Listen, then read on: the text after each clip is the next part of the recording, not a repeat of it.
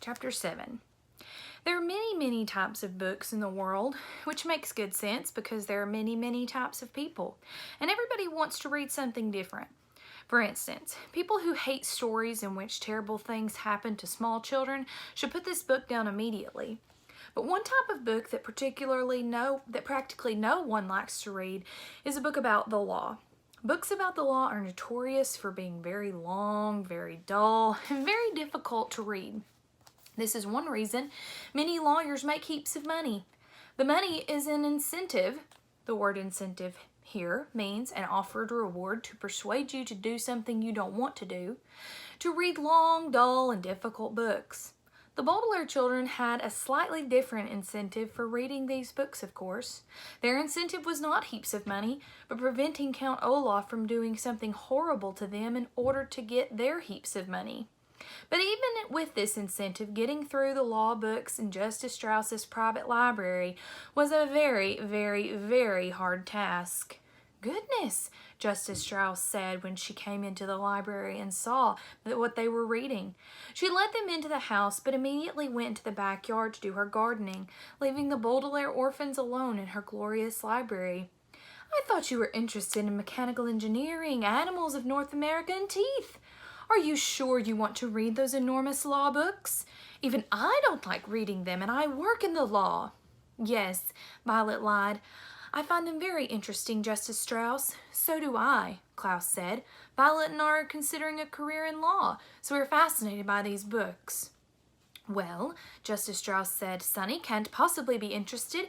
Maybe she would like to help me with some gardening." "Whoopee!"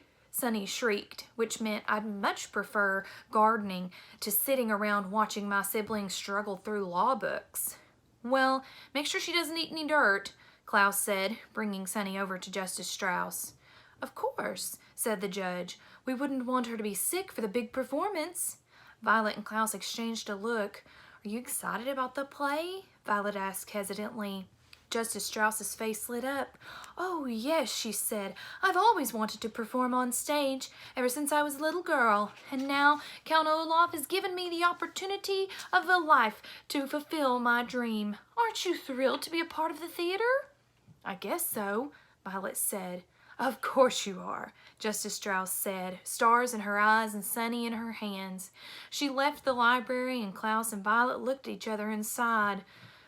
"She's stage struck," Klaus said. "She won't believe that Count Olaf is up to something no matter what." "She wouldn't help us anyway," Violet pointed out glumly. "She's a judge, and she'd just start blabbling on about loco parentis like Mr. Poe." "That's why we've got to find a legal reason to stop the performance," Klaus said firmly. "Have you found anything in your book yet?" "Nothing yet," Violet said, glancing down at a piece of scrap paper on which she had been taking notes. 50 years ago, there was a woman who left an enormous sum of money to her pet weasel and none of her 3 sons. The 3 sons tried to prove that the woman was insane so the money could go to them. "What happened?" Klaus asked. "I think the weasel died," Violet replied, "but I'm not sure. I have to look up some of the words." "I don't think it's going to help us anyway," Klaus said. "Maybe Count Olaf is trying to prove that we're insane so he can get the money," Violet said. "But why would making us be in the marvelous marriage prove we were insane?" Klaus asked. "I don't know," Violet admitted. "I'm stuck. Have you found anything?" "Around the time of your Weasel Lady," Klaus said, flipping through the enormous book he'd been reading, "a group of actors put on a production of Shakespeare's Macbeth, and none of them wore any clothing." Violet blushed.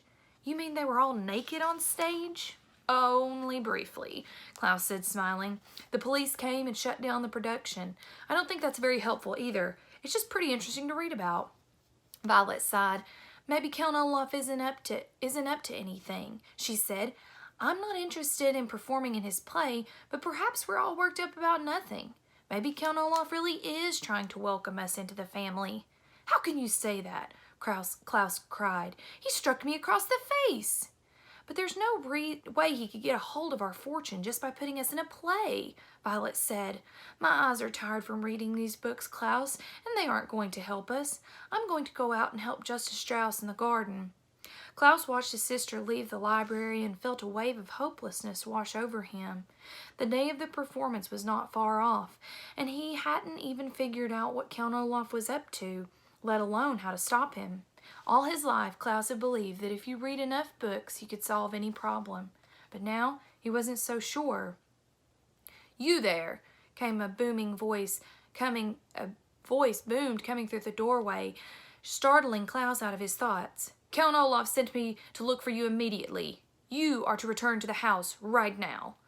Klaus turned and saw one of the members of Count Olaf's theater troupe with the one with hooks for the hands, standing in the doorway. "What are you doing in this musty old room anyway?" he said, asking in his croak of a voice, walking over to where Klaus was sitting. Narrowing his beady eyes, he read the title of one of the books, "Inheritance Law and Its Implications," he said sharply. "Why are you reading that?"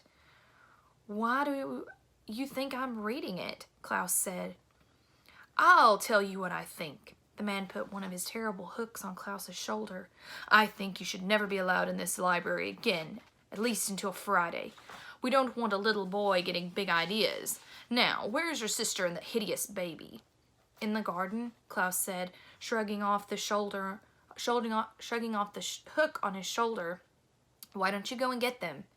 The man leaned over until his face was just inches from Klaus's, so close that the man's features flickered into a blur. "Listen to me very carefully, little boy," he said, breathing out a foul steam with every word. "The only reason Count Olaf hasn't torn you limb from limb is that he hasn't gotten a hold of your money. He allows you to live while he works out his plans. But ask yourself this, you little bookworm. What reason will he keep you alive after he has your money? What do you think will happen to you?" Klaus felt an icy chill go through him as the horrible man spoke. He had never been so terrified in all his life. He found that his arms and legs were shaking uncontrollably, as if he were having some sort of fit. His mouth was making strange sounds like Sonny always did, as he struggled to find something to say. Klaus heard himself choke out, "When the time comes," the hook-handed man said smoothly, ignoring Klaus's noises, "I believe Count Olaf might just leave you to me. If I were you, I'd start acting a little nicer." The man stood up again and put both his hooks in front of Klaus's face, letting the light from the street lamps reflect off the wicked-looking devices. "Now, if you'll excuse me, I have to fetch your poor orphan siblings." Klaus felt his body go limp as the hook-handed man left the room, and he wanted to sit there for a moment and catch his breath, but his mind wouldn't let him.